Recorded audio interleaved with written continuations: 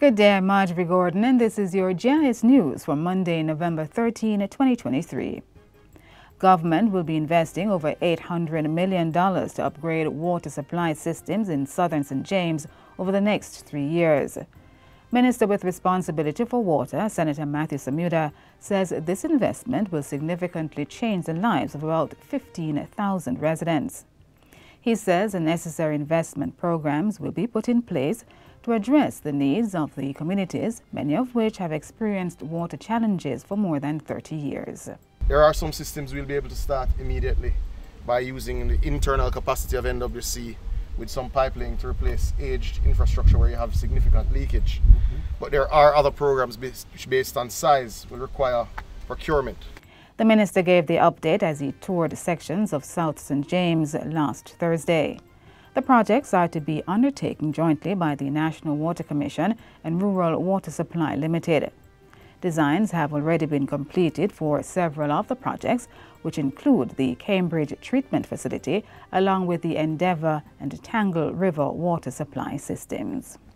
Residents of Browns Hall and surrounding areas in St. Catherine are now benefiting from free Wi-Fi access through the Universal Service Fund USF's initiative to increase internet service across communities.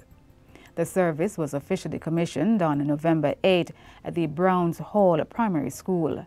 Health Minister and Member of Parliament for St. Catherine West Central, Dr. Christopher Tufton, says the service represents a true partnership to empower the development of citizens. It demonstrates the positive relationship between the people and the government. And that tangible manifestation of partnership is captured in the government's attempt through the Universal Service Fund and Wi-Fi access to empower an entire community.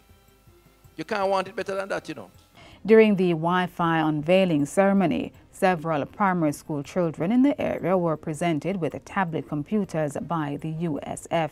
Dr. Tufton says this and the free internet access for all students in the community should improve their educational outcome.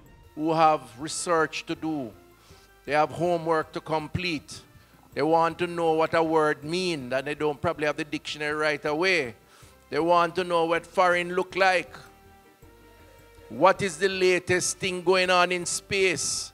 What is the latest technology in a car that is being manufactured? They want to know what are the latest advancements in medicine, because they are studying and one of them have ambition to be a doctor or a lawyer or a social worker or a plumber. And it's right at their fingertips. The USF is an agency of the Ministry of Science, Energy, Telecommunications and Transport. It has completed 189 community Wi-Fi hotspots across the island, and by the end of 2023-2024 financial year, the number should reach 316. The Ministry of Health's mosquito vector control activities continue in earnest, targeting communities most at risk for dengue infection. Minister of Health and Wellness, Dr. Christopher Tufton, says fogging sessions continue across the island in the morning and evening. 576 communities, including 115 high-risk areas, have so far been fogged, in addition to other interventions. We've partnered with the National Solid Waste Management Authority to remove bulky waste in an initial 6 parishes. Bulky waste has so far been removed from more than 20 communities and approximately 20 major drains cleaned. Approximately 700 temporary vector control workers are already employed across the island and engage in search and destroy and health education. The Health Ministry has also begun distribution of drum covers in communities with high water storage. So far, more than 500 drum covers have been given to residents. The update comes as the ministry reports more than 800 confirmed cases of dengue fever from 3,147 suspected or presumed cases.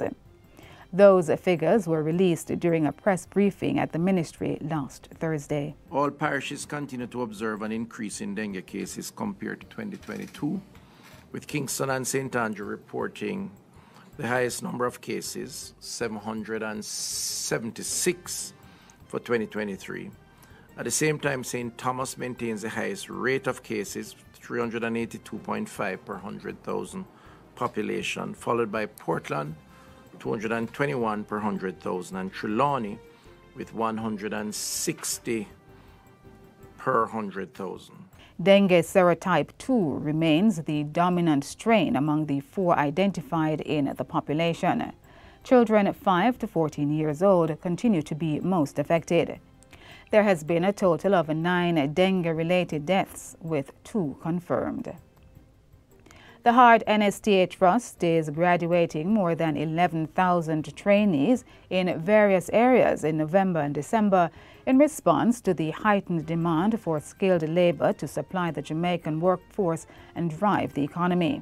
Heart's managing director, Tanisha Ingleton, says the country will benefit from these trained and certified individuals. Unattached youths remain on the radar of the trust, particularly those in volatile communities who need access to quality training, certification, and other services for them to break the cycle of being disadvantaged and to be integrated into the labor market as skilled, productive citizens.